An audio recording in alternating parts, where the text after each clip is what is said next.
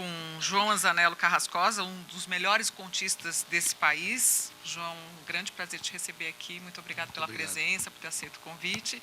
E também com o professor de literatura, Ivan Marques, que já esteve conosco, para quem acompanhou, no encontro sobre crônica, sempre enriquecendo o debate. Bem-vindo, muito obrigado pela presença de novo, Ivan.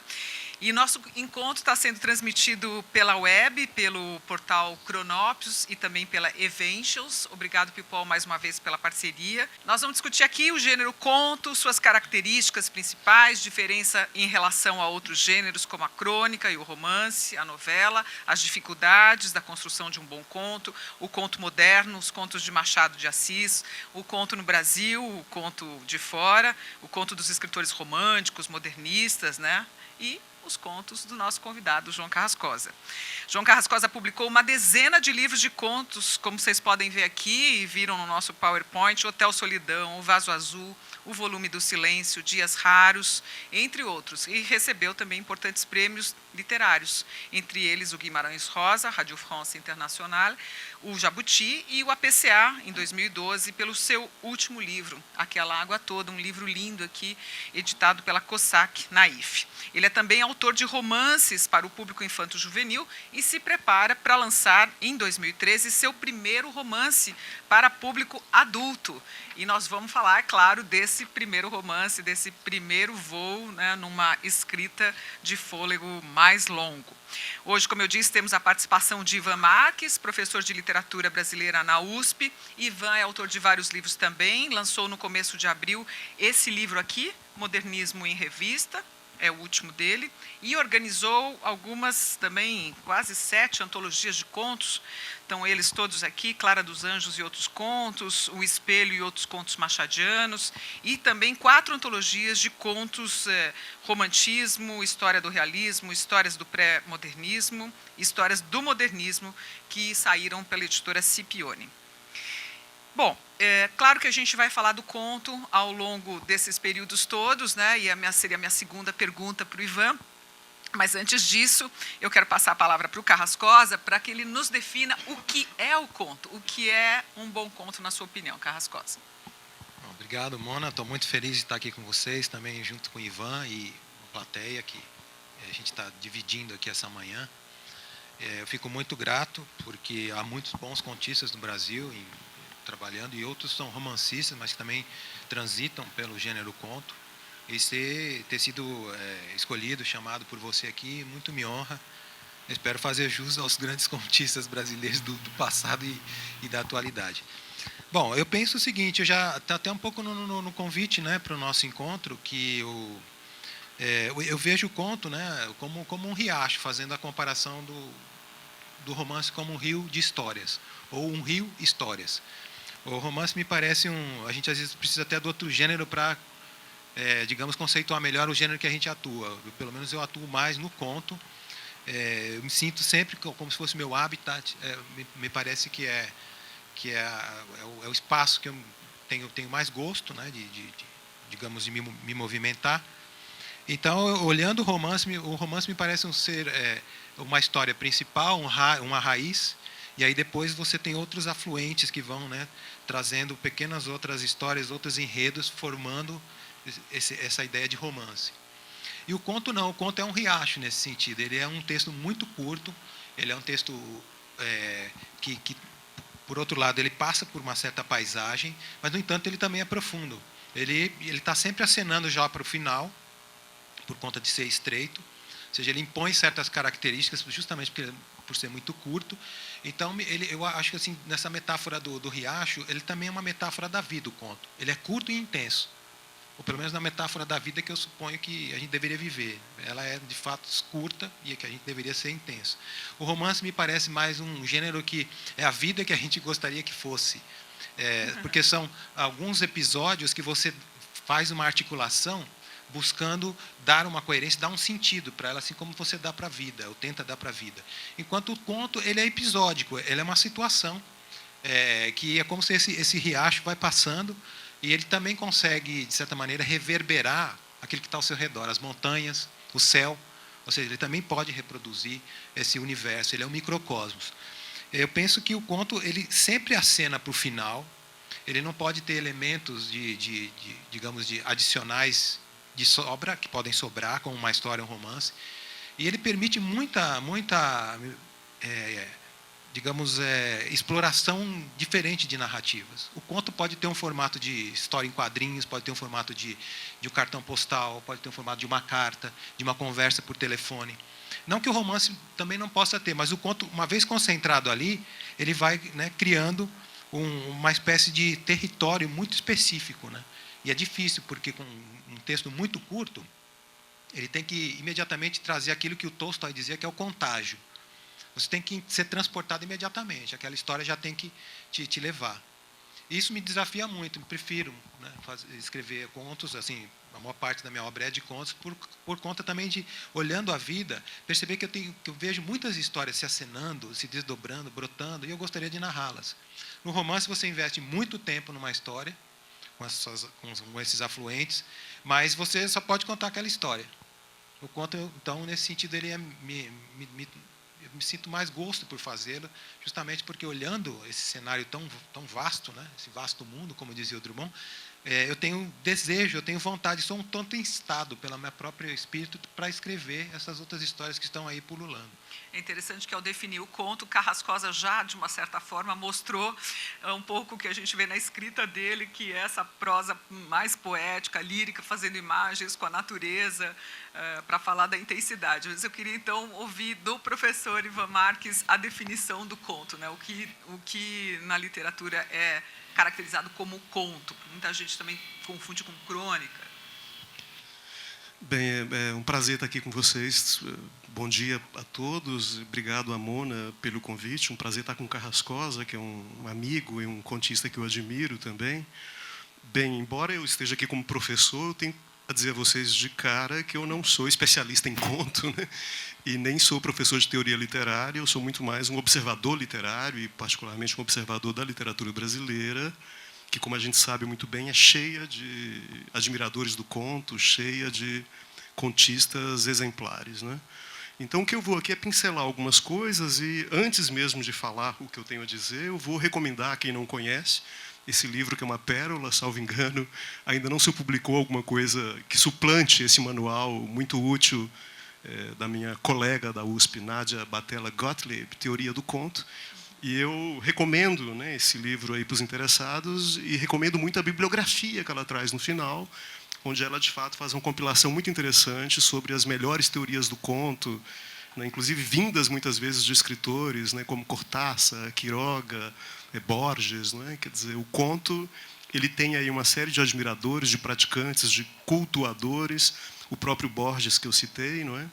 O Borges dizia que ele não tinha tanta paciência para ler romances, né? O Borges dizia que às vezes ele se armava de coragem para atravessar um romance, né? E nem sempre valia a pena, né? Ele dizia esse esforço, ao passo que os contos foram a vida inteira, digamos assim, a leitura de cabeceira dele, não é? E no Brasil também, né? Acho que desde Machado de Assis, sobre quem a gente ainda vai falar mais aqui hoje, a gente tem assim um padrão excelente de conto e uma prática assim muito regular do conto na literatura brasileira. Alguns escritores que, inclusive, foram apenas contistas, né? Eu lembro que no encontro do Humberto Werneck, a gente falou do Rubem Braga como um sujeito tão vocacionado para a crônica, que ele não escreveu outra coisa a não ser crônica. E no Brasil há vários casos assim. Por exemplo, eu lembraria, para citar um único exemplo, Murilo Rubião. Né? Quer dizer, o Murilo Rubião foi um escritor obcecado, né, com a fatura, com a escrita, e passou a vida inteira escrevendo e reescrevendo os mesmos contos. Né? Então, dos anos 40 ali, até os anos 80, né, 70, ele ficou ali elaborando, né, aqueles contos, o Ex-Mágico da Taberna Minhota, o Teleco Coelhinho, não é? O Pirotécnico Zacarias. Quer dizer, para ele, a vida ou a literatura se resumia naquela meia dúzia de contos. Né? E há, claro, né, também por parte de romancistas, né, uma atenção muito grande para esse gênero. Né, por exemplo, no caso da Clarice Lispector, há quem diga, não sei se a plateia concorda, que ela foi muito melhor contista do que romancista. Eu me lembro de um comentário maldoso da Elizabeth Bishop, que traduziu contos da Clarice para o inglês, e a Bishop dizia que os romances da Clarice eram detestáveis, né? Que ela não achava que eles, enfim, que eles se realizavam, que eles convenciam, mas que os contos eram, de fato, obras-primas, né? Quer dizer, a Clarice, como contista, é de um valor inegável, né? E aí, assim, claro, eu não quero aqui me estender muito, mas a gente sabe que o conto tem uma história antiga, não é? Embora ele tenha tido um desenvolvimento maior a partir do século XIX, com a expansão da imprensa, mas é um gênero antigo, assim como contar histórias é uma coisa antiga, não é? E há alguns momentos que são importantes na história do conto. Na Idade Média, a gente tem aquele livro famoso, Decameron, do Boccaccio, que é um momento importante dessa história. Depois a gente tem o Cervantes, né, com as novelas exemplares. Na verdade, aí já fica uma discussão se é conto, se é novela, né, que depois pode ser que alguém tenha curiosidade aí de voltar a esse assunto, não é? A gente tem os contos do Voltaire, no século XVIII, que são contos filosóficos, né? Mas, sobretudo, no século XIX, né? A gente tem grandes contistas no Brasil e no mundo, não é? A gente tem Edgar Allan Poe, tem o Hoffmann, né? Tem o Chekhov, e bem, os russos todos, né? E no Brasil, claro, essa figura ímpar, singular, monumental, do Machado de Assis. O Machado dizia que o conto, apesar da aparente facilidade, é o gênero mais difícil, né? Mais difícil para o escritor. Carrascosa talvez possa falar um pouco sobre essa dificuldade do conto. Não é? Quer dizer, é uma dificuldade de escrever conto e também de definir, né? Afinal de contas, o que é o conto, não é? Muita gente diz que a melhor forma de definir é pelo tempo de leitura. Então, se você tem uma peça de ficção que você lê até meia hora, né? Salvo engano, o Poe dizia isso, então isso é um conto. E o que interessa é que essa meia hora é intensa para o leitor, né? O Edgar Allan Poe, inclusive, tinha essa ideia de que durante aquela meia hora que durasse, ou menos ou mais, a leitura de um conto, a ideia é que o leitor estaria completamente sob o domínio, sob o jugo do autor, não é? Quer dizer, ele não pensa em mais nada, ele está completamente absorvido, né? Que tem uma coisa assim quase que, enfim, de um controle, não é? De uma dominação, de um domínio que estava no horizonte, na teoria do Poe, não é? E claro, né, o que todos vão dizer é que a brevidade é o elemento essencial do conto, a economia dos meios, né? Há uma frase do Machado dizendo que se a gente compara o conto com os grandes romances, né, imaginando que ambos são medíocres, contos e romances, os contos teriam uma vantagem que é o fato de serem curtos, né? Quer dizer, essa a ironia machadiana, é evidente que ele pessoalmente escreveu grandes contos e grandes romances também. Um outro elemento, o Carrascosa já disse, é a atenção que é dada ao desfecho, não é? Quer dizer, o conto é alguma coisa na qual a gente já antecipa ou já visualiza ou já imagina, já prevê o final. A gente começa a ler um conto e já sente o final do conto. Eu lembro que eu era estudante, ainda adolescente, uma definição de conto que nunca me saiu da cabeça é a seguinte: o conto é uma narrativa, um acontecimento tomado perto do seu desfecho, não é? Então não interessa o começo da história, não interessa, enfim, muitas voltas, o que interessa é pegar esse momento que é um momento decisivo, né? A conclusão, portanto, ela tem um aspecto muito importante, mais ou menos como no soneto, né? A gente tem aquela necessidade, né, no caso do autor, de já imaginar qual é o verso final, a famosa chave de ouro. O conto também vive em torno disso, não é? E a relação com o romance, acho que o Carrascosa já disse, né? Acho que um bom modo de entender e se simplificar é dizer que o romance estaria para o cinema, né? Assim como o conto estaria para a fotografia. Quer dizer, o cinema e o romance, eles têm essa capacidade de absorver, de acumular, de captar, não é? Várias faixas da existência, da realidade, etc. Ao passo que o conto ele tem esse olhar mais concentrado, ele se volta para o instante, não é? Ele diz que não entende de contos e tem só 7 livros, 7 antologias de contos, né? Bem, vamos, Carrascosa, o Ivan citou aqui vários autores, inclusive estrangeiros, e eu estava aqui pensando, enquanto ele estava falando, em você, quando você começou a escrever seus primeiros contos, se você percorreu esses autores, ou mesmo os brasileiros, quais foram as suas principais referências para escrever a sua escrita, que a gente vai falar posteriormente. Bom, eu gostei muito dessa explanação do Ivan, aprendi um monte de coisa aí. E concordo com o que você disse em tudo, mas sobretudo nesse instante que o conto, de certa forma, representaria um instante que vai se desdobrar, ou seja, você flagra uma situação no momento do seu desfecho. O Antônio Scarmenta dizia muito isso, quer dizer, o conto sempre acena já para o final, ele já está se preparando. E os contistas, né, que você estava citando, esses todos eu li. Na verdade, você está perguntando do meu início, eu comecei com poesia. É um sujeito fissurado por poesia, ainda sou. E quando eu canso muito de ler contos ou romances, eu leio poesia. para mim, é mais inspiradora uma poesia do que ler um conto ou um romance. Sobretudo para me colocar num estado de espírito, digamos, de abertura, de preparação para construir uma história.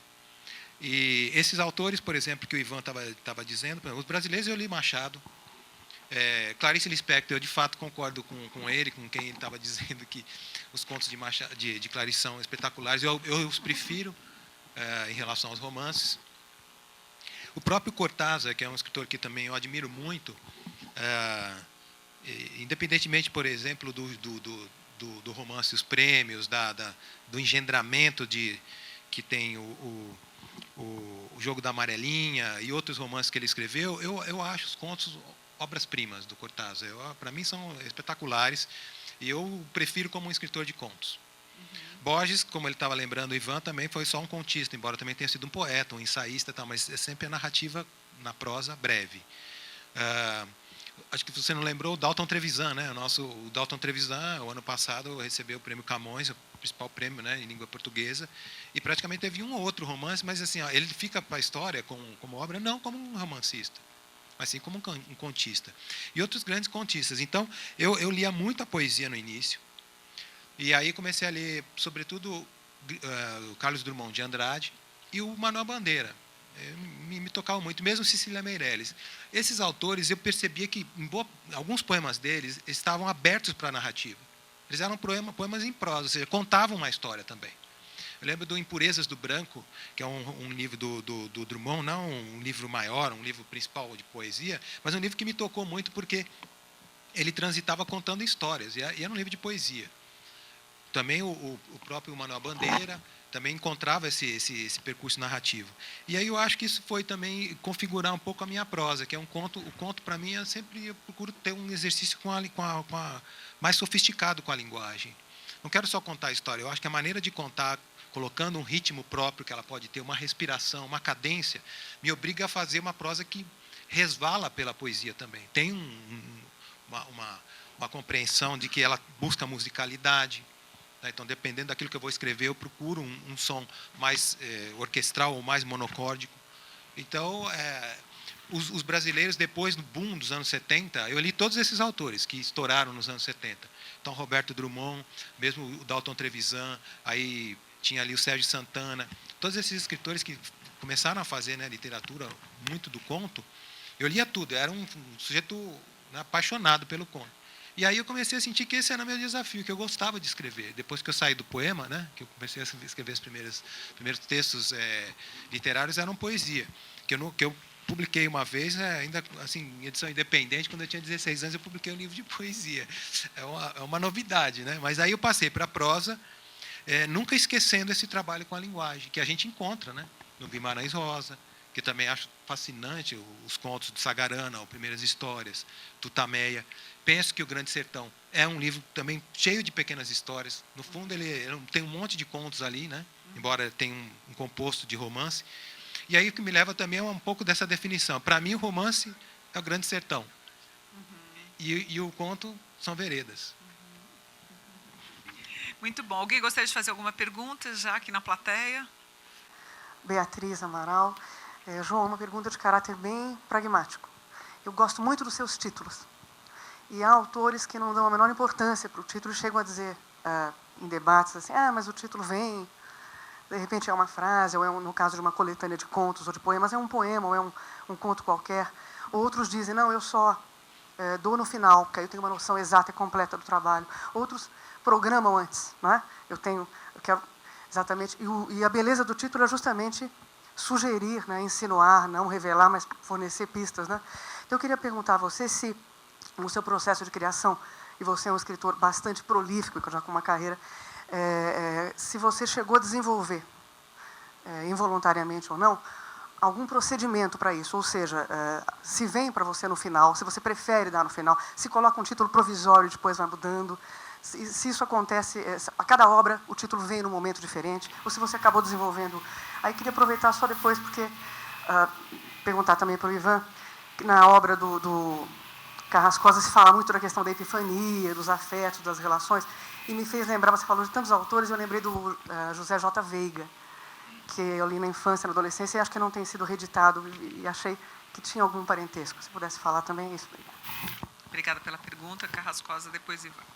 Bom, muito obrigado, Beatriz, pela pergunta. Eu penso que a questão do título ela é estratégica e seminal na construção de um conto, talvez um romance, um livro de poesia também. Eu estava assistindo, né, o encontro com o Marçal, né? O Marçal fala que ele tendo um título, ele vai procurar a história. Comigo é diferente. Eu tendo a história aí que eu sinto que tem que aparecer um título que já é um índice do caminho a ser percorrido pela história. Ele já é tão significativo quanto nome de personagens, ou se você não vai nomear personagens.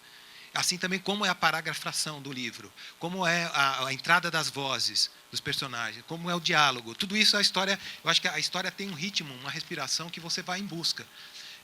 Às vezes o título já vem, outras vezes, como você estava dizendo, ele vem, eu coloco um título provisório, mas depois o conto vai se configurando de uma tal forma que não tem outro título que se dá, senão aquilo que ele me aparece no final, e aí eu troco. E também na construção de um livro, né, que é um conjunto de contos com uma certa organicidade, porque eu não suponho que um livro de contos é você juntar contos que você escreveu ali de forma avulsa, tal, mas ele tem que ter um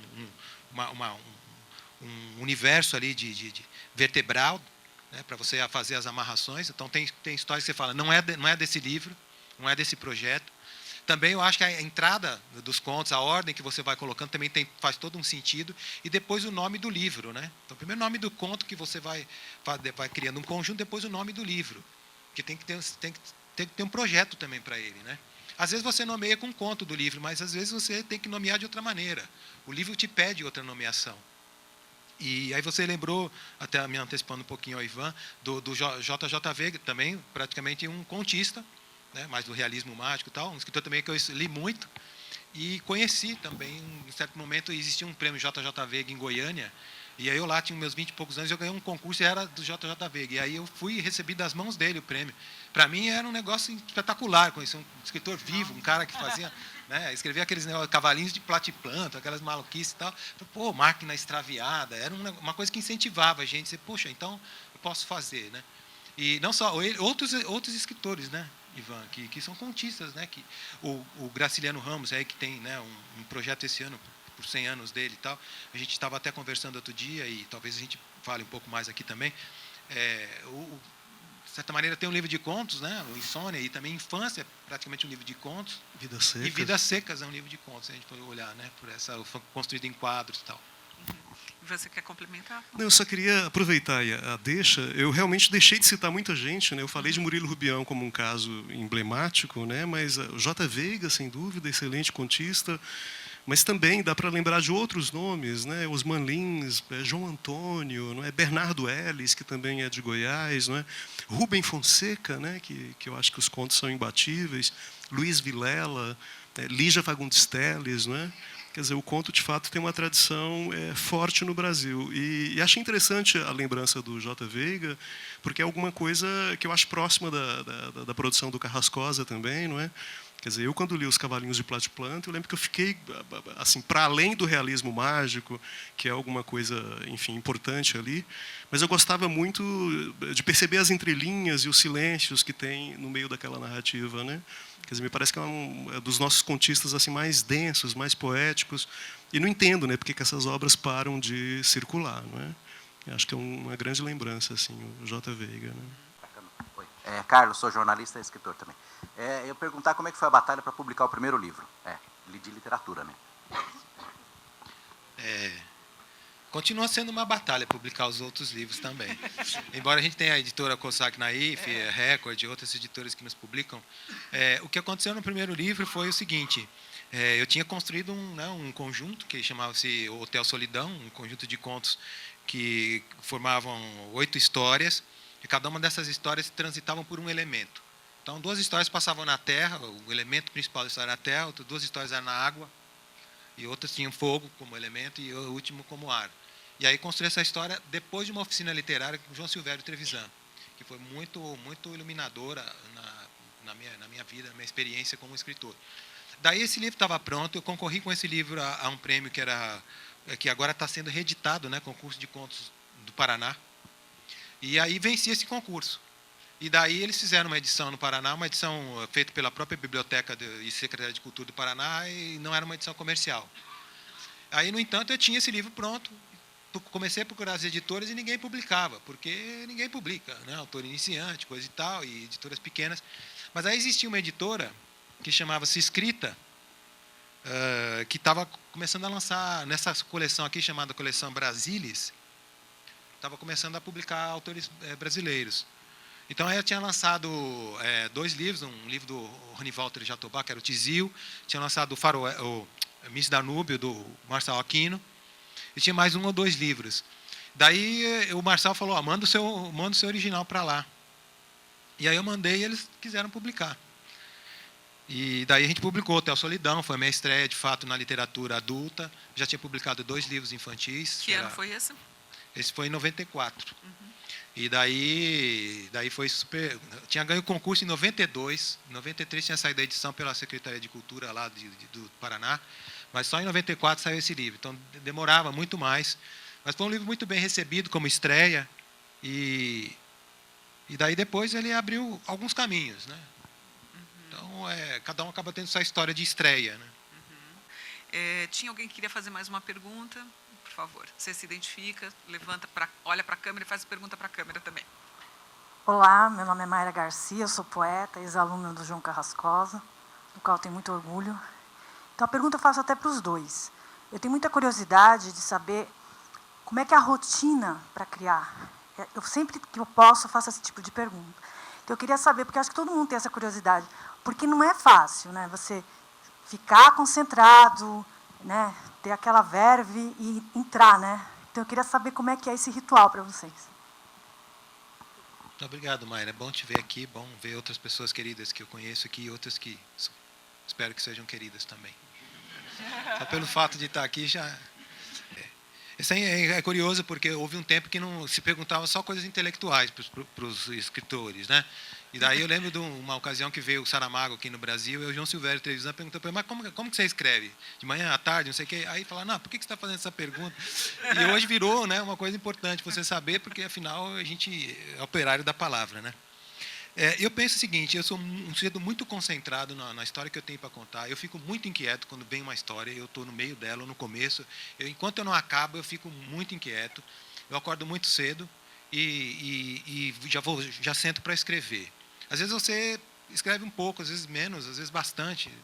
Eu nunca me imponho, claro. Eu fico buscando essa história, fico também aberto para ela. Enquanto estou fazendo a história, eu não me interesso por nada. Não estou preocupado se ela vai ser lida, se ela vai ser premiada, se ela vai ser fruída, se ela vai ficar boa. Eu tento viver aquela história no primeiro momento.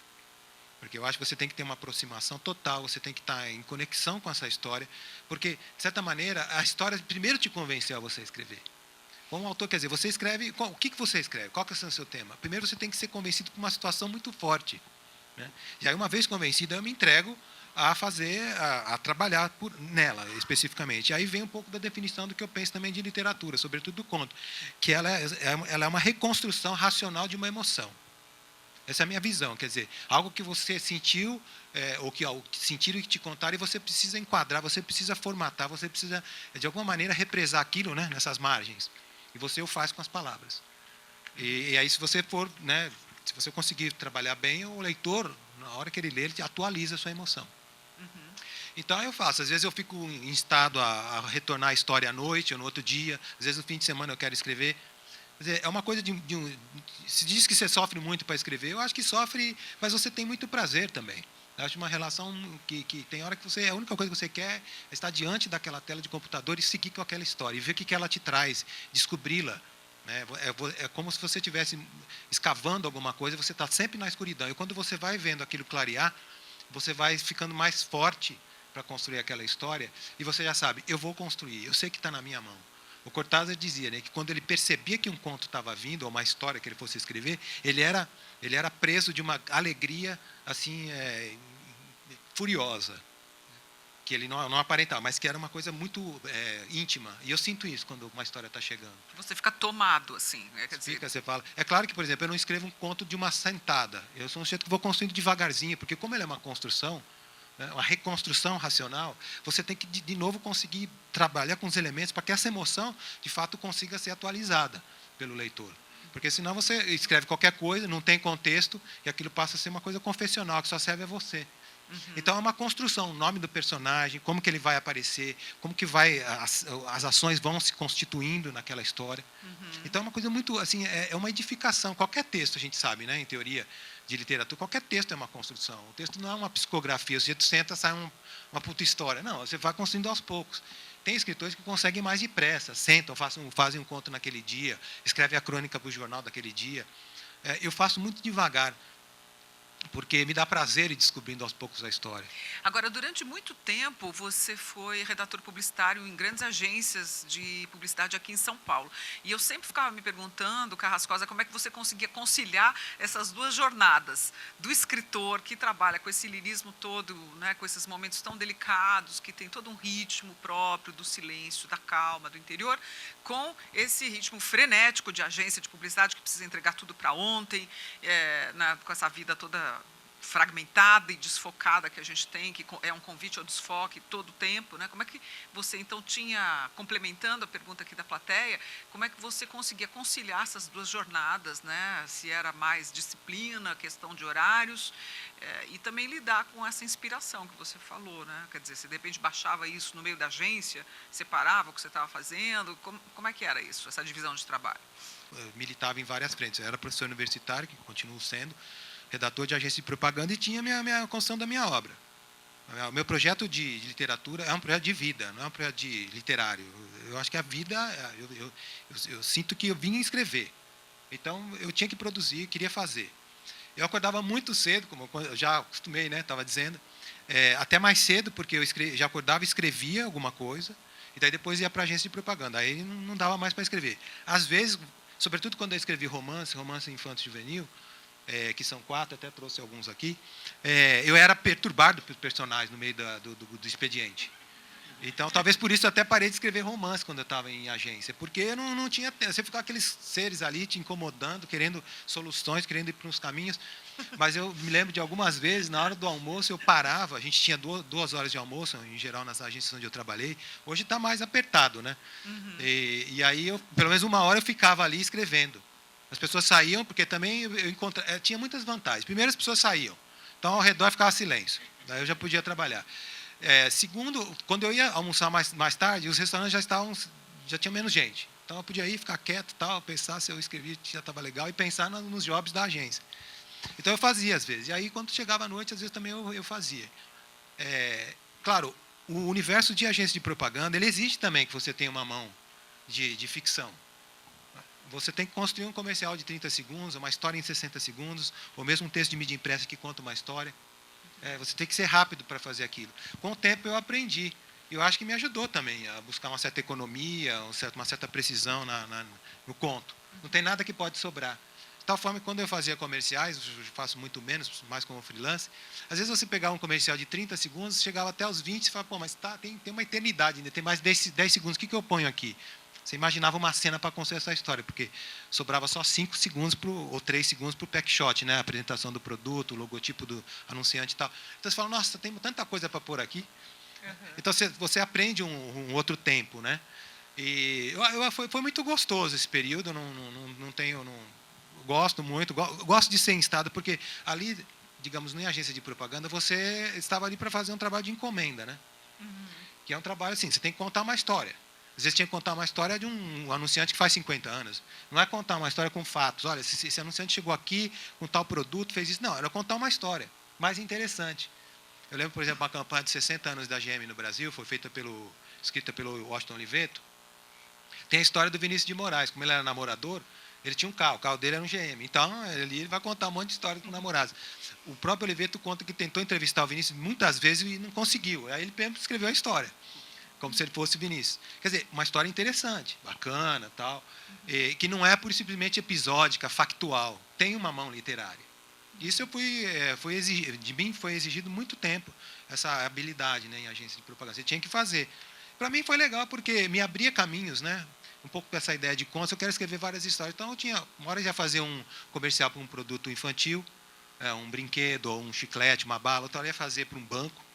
era um outro tipo de público. Então, isso exigia também um certo jogo de cintura, que é o que eu acho que o conto tem que exigir do contista, que é o seguinte: depende da história que você vai escrever, ela te obriga a você ir para um lado. Ou seja, não é que te obriga, ela melhor ficaria narrada se você respeita a maneira como ela, a forma melhor que ela possa se estabelecer. Né? Então, por exemplo, a gente estava falando, enfim, vamos falar talvez de um conto umbilical, né? Que é um conto que algumas pessoas conhecem e tal. Né? Eu queria escrever essa história, mas eu não sabia como. A história de uma mãe e um filho chegando, tal, que foi buscar emprego, não consegue, tal, e a mãe está lá, porque a mãe sempre vai ser aquele esteio, e ela se orgulha de um filho derrotado, né? Como todas as mães se orgulham dos seus filhos. Eu não queria só uma mãe que só se orgulha dos seus sucessos, mas que está ali também presente para acolhê-lo quando necessário. E aí não sabia como contar. Até que uma hora eu falei, bom, tentei até a misturar os focos narrativos. Quer dizer, então, umbilical, como um cordão umbilical. Você tem a voz dele, a voz dela, e aí a história é contada pelos dois. Vamos soltar o umbilical, então, em áudio. A gente tem ele aqui também, um trechinho dele. Umbilical, com Lígia Borges e Paulo Arcuri. Quando ele entrou em casa, eu estava na cozinha, e não poderia escutar o ruído de sua chave girando na fechadura, nem o rangido da porta se abrir. Rascante como da colher de pau no fundo da panela, na qual aquela hora ela fazia o molho para a macarronada. Porque as folhas da árvore no jardim zumbiam em meus ouvidos com a ventania. E pelo cheiro da comida no ar eu logo pensei, a mãe deve estar acabando a janta. Mas mesmo assim, pela vibração nova que eu podia sentir na casa e o calor que me subia pelo corpo, eu não tive dúvidas e concluí. Ele chegou. E sem precisar mover a cabeça, eu sabia que meu filho atravessara a sala como tantos anos antes atravessara meu ventre. E vinha até a cozinha e me observava silenciosamente. E ela de costas para mim, com aqueles grampos brilhando na cabeça, que valiam mais que 1000 histórias, enfiados entre os cabelos grisalhos, como os espinhos que eu tantas vezes enfiara nos pés. Mexia com a colher de pau o molho para engrossá-lo. E se outras vezes, sobretudo em criança, quando aparecia de repente, e vendo-me distraída, eu a assustava com minha presença súbita, agora eu sabia, pela serenidade de seus movimentos, que ela já havia dado pela minha presença. Porque na certa ele ignorava que uma mãe sempre sente quando um filho chega, e mais ainda se ele chega partido, ainda que lhe faltem todos os sentidos. É muito lindo. O conto continua, mas... Muito obrigado. A gente tem tanta coisa. A Lígia Borges e o Paulo Arcuri estão aqui. Eu queria que vocês se levantassem junto com os outros integrantes do grupo. Olha só. Vocês podem olhar para a câmera lá, que está atrás de vocês. É muito bonito. Eu queria que vocês depois comentassem também como é que é assim, contar os contos do Carrascosa. Eu percebo que vocês sempre ficam muito emocionados. Eu vi a peça de teatro que eles estão em cartaz lá no Bexiga, e cujo trechinho a gente vai ver aqui mais tarde, né? Mas quero que vocês participem aqui também, fazendo perguntas e comentando. A gente vai sair um pouco da obra do Carrascosa para voltar à evolução do conto no Brasil. Eu queria que o Ivan comentasse, o Ivan que fez essas quatro antologias, histórias do romantismo, pré-modernismo, modernismo, qual mais? Realismo, enfim, são 4 antologias e histórias caipiras de contos. E a gente queria aproveitá-las, Ivan, para você comentar um pouco da evolução do conto, do que se falou do conto no Brasil, e talvez a gente pudesse ler também um pouco de outros contos, de outros contistas, e depois voltar para o Carrascosa. Então, essa experiência foi muito interessante, durou mais ou menos uns 5, 6 anos. Né? A editora Scipione criou, né, uma coleção chamada O Prazer da Prosa, que deveria ser voltada para contos e contos clássicos, e me pediram para organizar uma série de livros, que são justamente esses livros, que descem, né, esse conjunto de livros daria um pouco um panorama do conto no Brasil, desde os primórdios, não só do conto, mas da própria prosa narrativa, né, prosa de ficção no Brasil, até o modernismo, né, que é o momento em que a gente tem, digamos, as bases, né, desse conto moderno, por exemplo, que o Carrascosa hoje pratica, né, junto com tantos outros escritores, né? Então, foi uma experiência, de fato, interessante. No caso das histórias do romantismo, o que eu pude, de fato, perceber é que era um momento bastante embrionário da literatura no Brasil. Era um momento em que o próprio romance brasileiro estava sendo inventado, né? Joaquim Manuel de Macedo, José de Alencar, etc., né? E o conto, claro, naquele momento tinha uma importância muito pequena, ele era muito mais, talvez, um embrião de uma história grande, não é? Era uma parte de um romance maior. Os próprios autores não usavam os termos contos, mas usavam outros termos, né? Histórias, romances, romancetes, etc. Ou seja, o conto, o tamanho curto, para eles não era uma opção estética naquele momento, não havia ainda a consciência do conto, né? Naquele momento da literatura brasileira. A despeito disso, né, apareceram obras-primas, né, e tenho certeza que uma delas vocês conhecem, é do Álvares de Azevedo, grande poeta e grande prosador também. Então, ele escreveu uma série de contos góticos, né, fantasmagóricos, diabólicos, né, que se chama Noite na Taverna. Isso é, de fato, uma obra-prima, né, os diabos, né, as bruxas, tudo isso circulando, e no meio disso aquela pureza do amor puro, do amor impossível. Né, de fato, para mim, foi um prazer, né, reler esses contos do Álvares de Azevedo e selecionar um deles. E, sobretudo, dessa fase do conto romântico, eu sugiro a vocês, porque isso é uma pérola pouco conhecida, um conto do Franklin Távora, que se chama Um Casamento no Arrabalde, que é a primeira obra que ele escreveu, não é, na juventude, e que é muito superior aos romances que ele faria depois, né, como Cabeleira, por exemplo, que é um romance tão mais famoso, mas que é inferior. Não é? Então, é uma história assim, de uma simplicidade encantadora, não é? Uma obra-prima do conto brasileiro. Também tem uma extensão maior, talvez umas 50 páginas, e foi alguma coisa que eu, enfim, até queria depois voltar a isso, escrever, né, que eu acho uma obra-prima do conto brasileiro. E depois, quando eu fui para as histórias do realismo, claro, aí já havia Machado de Assis, né, enfim, a literatura do Machado consolidada, né, outros contistas importantes aparecendo, por exemplo, Arthur Azevedo, que eu acho que é um grande pioneiro também do conto moderno no Brasil, mas há, sobretudo, no terreno aí dos contos raros, né, e das obras-primas do conto brasileiro, um conto pouco conhecido que se chama O Hóspede, de um escritor chamado Lúcio de Mendonça, que foi, na verdade, ao lado do Machado de Assis, um dos fundadores da Academia Brasileira de Letras, e é uma peça exemplar de uma concisão extraordinária, 2 páginas, uma história rural muito bem contada, parece que tem um pouco a matriz do caos, né, popular, mas aquilo trabalhado de uma forma muito requintada. Não é? Quando a gente chega no pré-modernismo, aí é um período de glória, né? Um período dourado da história do conto. Na verdade, havia muitos escritores regionalistas naquele momento, né? Hugo de Carvalho Ramos, Afonso Arinos, João Simões Lopes Neto. Né? Esse nome precisa ser lembrado em matéria de conto. Acho que é um dos 10 maiores contistas brasileiros, talvez um dos 5 maiores contistas brasileiros. Né? Escreveu contos gauchescos, lendas do Sul, alguma coisa que no começo do século XX já antecipava, não é, em termos de psicologia e de linguagem, aquilo que depois o Guimarães Rosa produziria a partir dos anos 40, 50. Não é?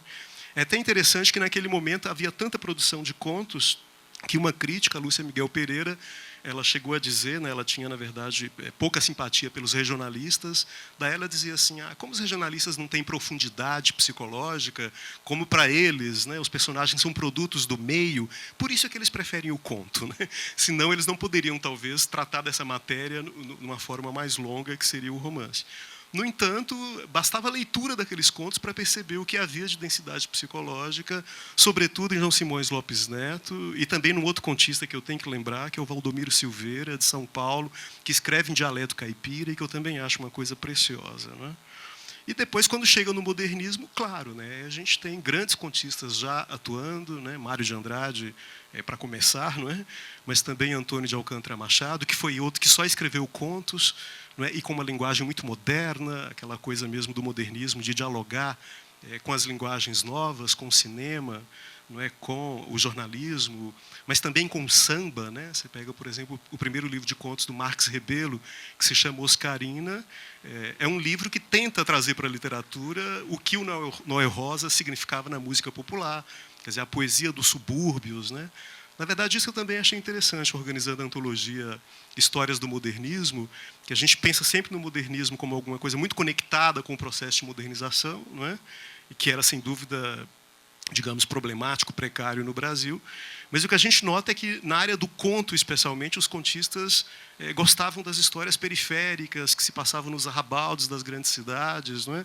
Então, foi assim com Mário de Andrade nos Contos de Belas Artes, foi assim com Alcântara Machado em Brás, Bexiga e Barra Funda, foi assim com Marx Rebelo em Oscarina, e também com um escritor mineiro, não é? Que também faz parte do modernismo, o João Alfonsos, que escreveu um conto chamado Galinha Cega, que eu acho um dos melhores contos brasileiros também, e que é uma história muito pueril. Não é? Um carroceiro que mora no subúrbio, compra uma galinha, descobre que essa galinha é cega, se compadece, se internece completamente dessa galinha, que acaba sendo comida por um gambá, não é? Quer dizer, uma história trágica. E esse conto é tão antológico, né? Na época o Mário de Andrade e o Alcântara Machado publicaram Galinha Cega na revista Terra Roxa e Outras Terras, que é de 26, e na época eles já disseram, olha, o Brasil está colaborando aqui com um dos grandes espécimes do conto universal. Não é? Quer dizer, foi um conto, de fato, muito bem recebido, e o próprio João Alfonso dizia que ele publicou romances, publicou contos, mas ele tinha a sensação de ter produzido um único conto na vida, né, que se chamava Galinha Cega. Não é? Então, eu acho que, particularmente nessa antologia modernista, eu percebi que a matéria menor, não é? Quer dizer, o cotidiano menor, ele era muito adequado, né, para essa forma breve que é o conto. Né? Parece que o conto, de fato, ele gosta, se aproxima dessas coisas miúdas, né, dessas pequenas coisas. E eu acho que aí a gente está bem no terreno, né, do conto do Carrascosa. E aí, só para completar, fiz também essas duas antologias, uma só do Machado de Assis, O Espelho e Outros Contos Machadianos, e uma do Lima Barreto, Clara dos Anjos e Outros Contos. No caso do Machado, a seleção tomou por base os contos em que a visão filosófica do Machado estaria no primeiro plano, porque se tratava justamente de compor um material sobre a conexão de Machado com a filosofia. Então, Machado tinha muitos contos filosóficos, como Voltaire, né, escreveu no século XVIII, ele fez também contos filosóficos, refletindo, né, sobre todas aquelas questões complicadas, né, do ser humano, que a gente vê nos grandes romances machadianos, também nos contos isso aparece. Ele mesmo chamava, ou isso foi chamado depois pela crítica, de contos-teoria, né, teoria sobre a alma humana, e o grande exemplo, sem dúvida, é esse conto famoso, do qual vocês certamente se lembram, que se chama O Espelho. Né? E no caso do Lima Barreto, também ele foi um grande praticante do conto. Clara dos Anjos é mais conhecido como um romance, não é? Mas, na verdade, ele fez também uma versão em conto mais curta, que eu acho muito interessante, não é? E aí interessou, claro, a questão racial. Não é? São contos em que a discriminação contra os negros, não é? Que era uma coisa que o Lima Barreto sentia na própria pele, essa questão está em primeiro plano. E aí, no final dessas duas coletâneas, eu, enfim, tenho um material de apoio para professores, justamente tentando localizar essas questões filosóficas ou essas questões sociológicas, no caso do Lima Barreto. Né? Então, foi um pouco isso, uma experiência boa de ler contos brasileiros de várias épocas e compondo aí esses volumes, sempre com textos explicativos sobre cada conto. Né? Eu pedi para o Ivan e para o Carrascosa separarem um trecho de conto, ou um conto inteiro de outros autores que eles gostassem, para a gente ler aqui. E eu também gostaria de ler um trechinho de um conto de Machado, já que a gente já falou nele, né? Machado, que trafegou pelo romantismo, pelo realismo, e que tem, eu estou tirando aqui desse Machado de Assis, Seleção de Domício Proença, Filho, Melhores Contos. Eu escolhi O Cônego ou Metafísica do Estilo, um conto que me parece assim bastante original, pelo fato dele escolher o estilo, né? O estilo, a língua, né? O trabalho, a escrita, a construção da escrita, o que a gente está falando exatamente aqui, né? Para falar. Então, ele diz são palavras que se procuram e se acham e conversam e dialogam dentro da cabeça de um cônego.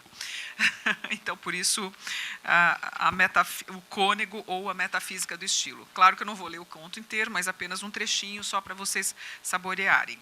Enquanto isso, peço então para que Ivan e Carrascosa separem os trechos deles.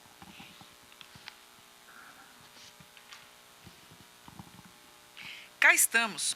Olha bem que é a cabeça do cônego. Temos à escolha um ou outro dos hemisférios cerebrais, mas vamos por este, que é onde nascem os substantivos. Os adjetivos nascem no da esquerda.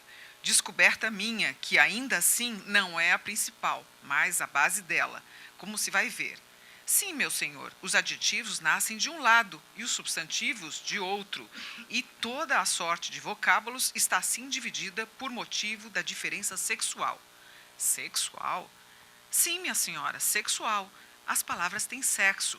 Estou acabando a minha grande memória psicolexicológica, em que exponho e demonstro essa descoberta. Palavra tem sexo. Mas então amam-se umas às outras? Amam-se umas às outras e casam-se.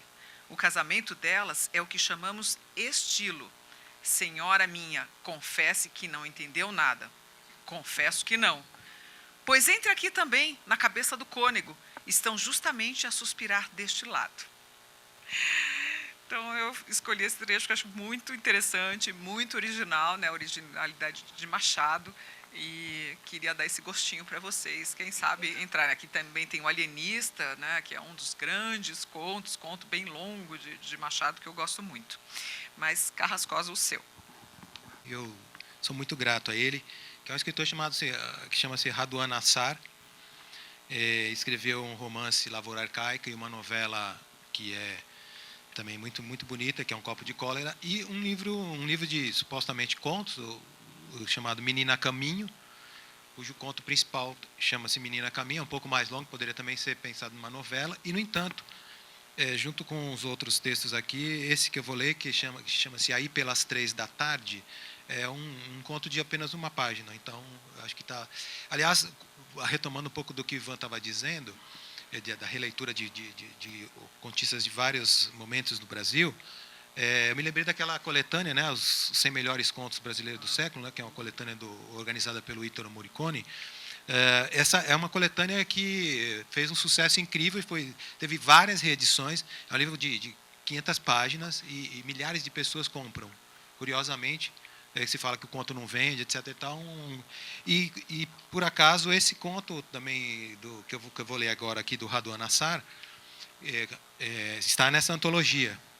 Eu só queria dizer muito para vocês que eu sou muito grato a ele, porque tive até, acho que uma grande sorte do mundo de ter um contato com o Raduan, e ainda tenho, mas como leitor crítico.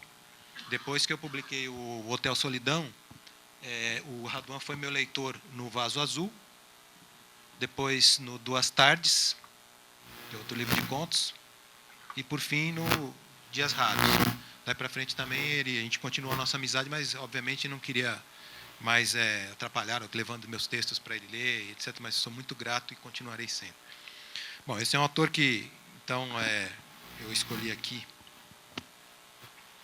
A Mona põe o óculos para ler, eu tiro para ler. Bom, então diz assim, como eu lembrei, aí pelas 3 da tarde. Nesta sala atulhada de mesas, máquinas e papéis, onde invejáveis escreventes dividiram entre si o bom senso do mundo, aplicando-se em ideias claras, apesar do ruído e do mormaço, seguro ao se pronunciarem sobre problemas que afligem o homem moderno, espécie da qual você, milenarmente cansado, talvez se sinta um tanto excluído, largue tudo de repente sob os olhares à sua volta, componha uma cara de louco, quieto e perigoso, faça os gestos mais calmos quanto aos tais escribas mais severos, dê um largo cial ao trabalho do dia, assim como quem se despede da vida e surpreenda pouco mais tarde, com sua presença em hora tão insólita, os que estiverem em casa ocupados na limpeza dos armários que você não sabia antes como era conduzida. Convém não responder aos olhares interrogativos, deixando crescer por instantes a intensa expectativa que se instala. Mas não exagere na medida e suba sem demora ao quarto, libertando aí os pés das meias e dos sapatos, tirando a roupa do corpo como se retirasse a importância das coisas, pondo-se, enfim, em vestes mínimas, quem sabe até em pelo, mas sem ferir o seu decoro, está claro, e aceitando ao mesmo tempo como boa verdade provisória toda mudança de comportamento. Feito um banhista incerto, assome em seguida no trampolim do patamar e avance 2 passos como se fosse beirar um salto, silenciando de vez embaixo o surto abafado dos comentários. Nada de grandes lances. Desça sem pressa, degrau por degrau, sendo tolerante com o espanto, coitados, dos pobres familiares que cobrem a boca com a mão enquanto se comprimem ao pé da escada. Passe por eles, calado, circule pela casa toda como se andasse numa praia deserta, mas sempre com a mesma cara de louco ainda não precipitado, e se achegue depois com cuidado e ternura junto à rede languidamente envergada entre plantas lá no terraço.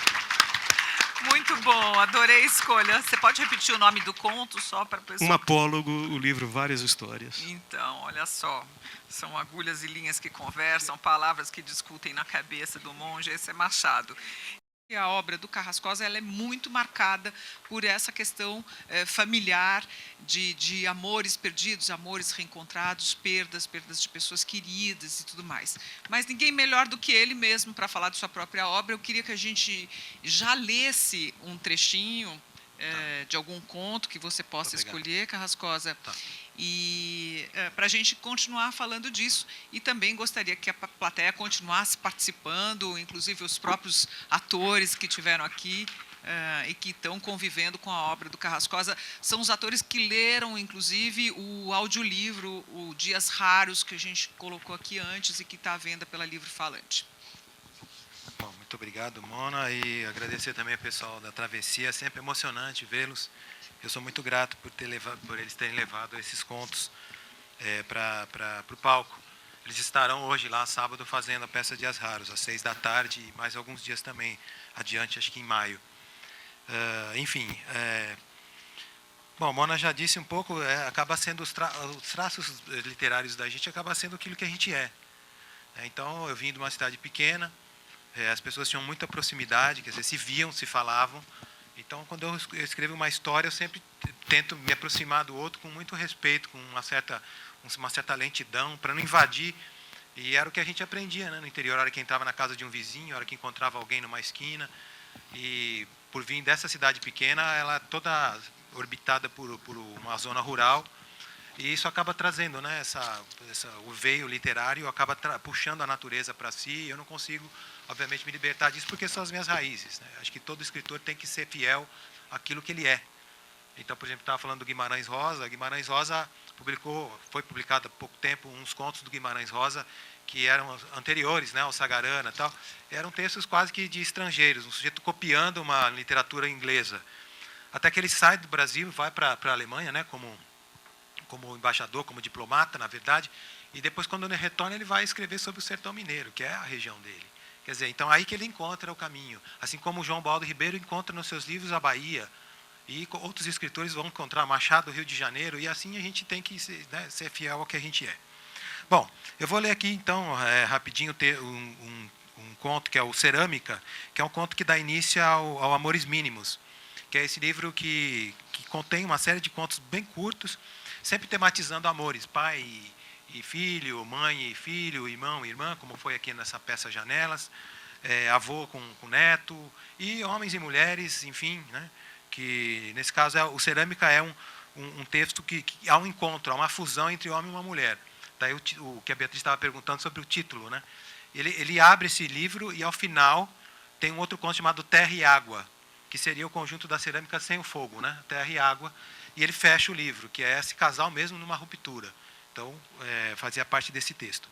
Bom, Cerâmica diz assim: ela estava no gramado, aguando as plantas em frente à casa, que dava diretamente na estrada por onde eu vinha. O sol da tarde figurava em seu rosto como se nele encontrasse a moldura perfeita, e a euforia dos pássaros, pressentindo a noite iminente, me bicava a consciência. Seria como das outras vezes, eu apenas passaria por ali e a fitaria, e enquanto estivesse sob a minha mira, ela me ocuparia toda a mente como uma pedra cortante, mas no momento em que ficasse para trás, substituída nos meus olhos pela fileira de eucaliptos, eis que o desejo de me enfiar pleno na sua sombra cairia como uma árvore. Tão afiada é a resignação quanto um machado. Mas a trava que em mim vivia fechada, de repente se abriu, minhas pernas me moveram para outro rumo, e se antes eu havia pelos vãos de uma cerca de arame farpado, agora havia entre o vazio dos moirões à espera de alguém que os ultrapassasse. Se calculava errado ou não, só me restava avançar. Ao contrário de Átila e longe de ser uno, já me sentia mesmo dividido entre o que eu fora a vida toda e o passo que dava aquela hora. Me cumpria então ser o homem a pisar no seu gramado, e eu floresceria a seus pés, embora não soubesse nada dela, senão que havia todas as tardes, ao voltar da olaria, sempre ali, como um sinal de que a máquina do mundo girava suas pás, indiferente à minha existência. Quando me aproximei, a relva que ela regara me molhou a barra da calça, o verde ondulou em meus olhos, e tendo-a tão fresca ao alcance dos lábios, eu nada lhe disse, apenas a olhar como se olha uma vida inteira, e seguindo para a porta da casa que me chamava para cruzá-la, Ouvi o rumor de suas sandálias atrás de mim, sabendo que se movia com o vento dos meus moinhos. Como um Ulisses, meu corpo sabia mais daquela casa do que minha mente. E fui me levando pela escada à planta de cima e encontrei o quarto eleito, onde o sol se infiltrava pela janela com displicência. Deitei na cama e a esperei. E se ela entrou logo em seguida, pela primeira e única vez, sei que nela me entrei para sempre. Ele vinha pela estrada de terra, a mesma que margeia o gramado de casa e segue pela linha de eucaliptos. E apesar de ignorar tudo de sua vida, eu sabia, como todo dia nasce do vento de uma noite, que ele vinha da olaria. Não porque tivesse as mãos e o rosto sujos, mas porque eu podia ver a cada tarde, quando por aqui ele passava, que tinha barro no jeito de se mover, e era essa humanidade que me atraía. Ele molhava o gramado e não estranhei a sua mudança de passo. Era como uma planta que espera a sua água. E eis que, de repente, a cortina de chuva se deslocava em minha direção. Ao redor, o silêncio se ecoava, em gotas, engolido pelo canto dos pássaros, àquela hora de volta ao ninho, excitados pela escuridão que em breve se instalaria.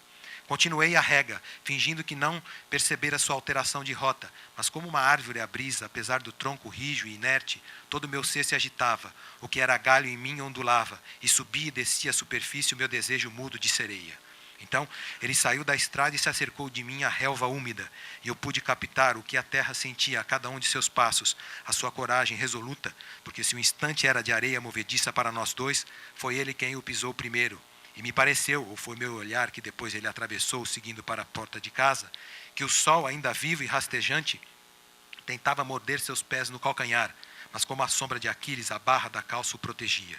Sem saber se havia alguém comigo ou lá dentro, e antes de subir as escadas à minha frente e deitar-se na cama, parou e me olhou de forma tão intensa, com a sua vista verde, esculpindo-me de uma vez como se tivesse a vida toda se habituado à minha argila. Fui no seu encalço, as sandálias, seguindo o mapa que ele desenhava no meu próprio terreno. E quando me deitei sobre ele, saí de mim totalmente, como quem sai de dentro da pele, e atirei-me de lado feito uma roupa, para nunca mais deixar de ser a outra em que me transformei. Obrigado.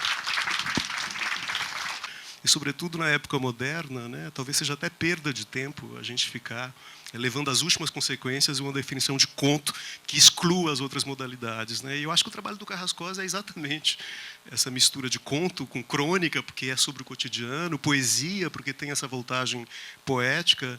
Só não é romance, né? Romance ele começa a fazer agora, e aí estamos curiosos para saber qual vai ser a estratégia dele no romance, né? Exatamente. Conte-nos tudo, Carrascosa, porque eu sempre me perguntei por que você ainda não tinha escrito um romance. Claro que você fez os infantos juvenis, mas é outra coisa. E para alguém que deve ter uma autocrítica imensa, né, pela quantidade de contos poéticos, líricos que você fez, né, não são meros contos, digamos assim. Você deve ter assim você devia talvez estar esperando esse momento de lançar o romance. Olha, eu gosto muito também da prosa mais longa, né, do romance. Eu já fiz 4 romances infantis juvenis e tal. E é como eu estava dizendo, quando eu trabalhava em agência, eu parei muito de escrever romance, porque eu ficava alucinado, né, com aqueles personagens e tal. Então, me foquei mais no conto. Agora, saí de agência de propaganda e tal, e apresentei um projeto nesse programa Petrobras Cultural, que era justamente construir uma história, mas não uma história na feição, né, romance na feição mais, vamos dizer, trivial, né, uma história linear, coisa e tal. A ideia era justamente fazer um livro que contasse a vida de um personagem em 2 momentos da vida, aos 7 e aos 40. Na verdade, esse é até o título, até literal do livro. Então, já é conhecido esse título, nós estamos terminando já a revisão desse livro, vai sair pela COSAC na IFE, a gente deve publicar daqui 2 meses por aí, final de julho. E foi contemplado com essa bolsa da Petrobras, então eu tinha que seguir o meu projeto. Qual que era o projeto? Então, algumas histórias vão permear esse personagem no embate com temas importantes na vida dele aos 7, quer dizer, como é que ele vê a morte aos 7, como ele vê o amor aos 7, como que ele vê uma amizade aos 7, como ele vê certas descobertas aos 7, e aos 40, o que acontece também com ele. E as histórias, elas são paralelas, elas formam sempre um par. Primeiro aos 7 em primeira pessoa e depois aos 40 em terceira pessoa, com certo distanciamento. Então, o romance vai fazendo essa construção. Mas também ele é como o jogo da amarelinha, você pode ler em qualquer trecho. Por quê? Eu quis construir os capítulos de forma independente, como a gente estava falando aqui do Vidas Secas, do Graciliano, que, no entanto, é só sobre um único espaço. O meu é o espaço da infância e o espaço da maturidade. Então, os capítulos que estão relacionados aos 7 anos, eles são episódicos, porque a infância que você guarda são os fatos que aconteceram. E o dos 40, esse sujeito, que é o mesmo personagem, você vai perceber lá adiante, é um contínuo. Cada capítulo ele faz parte de um momento que ele está vivendo naquele instante, que é o instante que ele vive aos 40, mas é também todo o passado que ele carrega, o seu 7, toda a transformação que ele teve, ou seja, as epifanias que ele viveu projetadas para a idade mais adulta. Então, de certa maneira, é uma síntese do que eu faço, porque também eu escrevi muita literatura infantil, infanto e juvenil, e também literatura adulta nos contos. Quer dizer, na verdade, ali está tendo um intercâmbio, né? Há quanto tempo você está trabalhando no romance? Esse romance eu trabalhei mais ou menos um ano e pouco. São, na verdade, 12 capítulos, então são 12 quadros assim amarrados. E daí depois, no último ano eu já fiz outro romance. O ano passado eu já escrevi outro romance, que aí já é um romance que é uma história que não tem essa construção estrutural, né?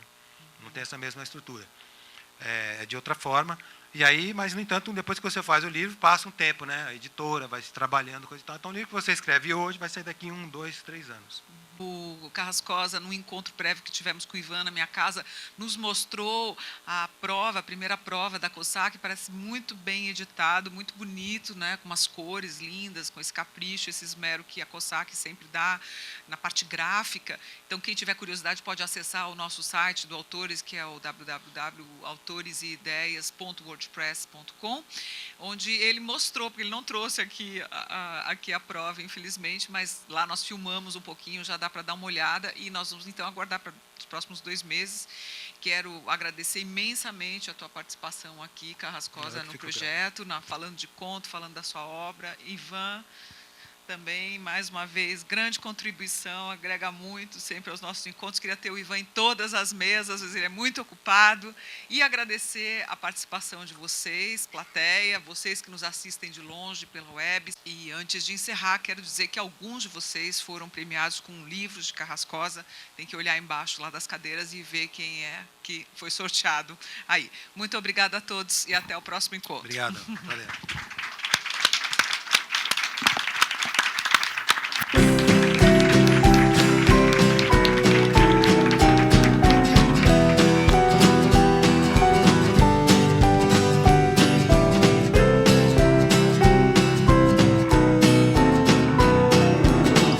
Levando em conta a história da família, os 4 anos isolado numa ilha e a falta de presentes no Natal.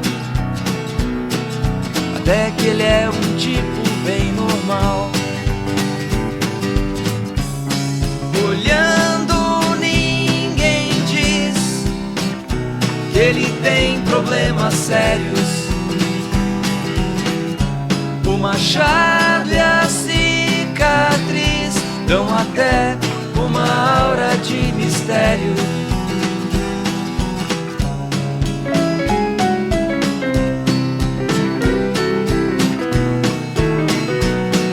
Parando pra pensar nos professores, no internato pra futuros infratores e no melhor amigo canibal. Até que ele é um tipo bem normal.